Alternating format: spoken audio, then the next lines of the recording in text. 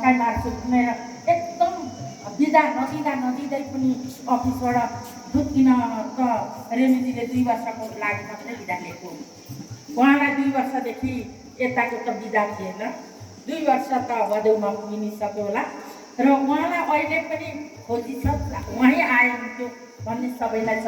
र यस्तो मान्छेलाई यहाँ जग्गा दिएर यो एउटा देवस्थल नै हो, यो जग्गा दिनुहुने दाताहरूलाई मुरी सम्मान छ, शब्दले भनेर पुग्दैन।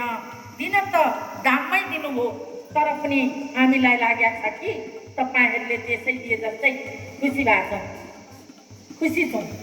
त्यो दामले पनि यत्रो ठाउँ यसरी पाएर चाहिँ यो काम गर्न सक्नु, तपाईँहरूको पनि अलिकति भाग्यमा चाहिँ केही सक्षम पाउने, सुन्ने र देख्ने चाहिँ भाग्य हो नै भन्ने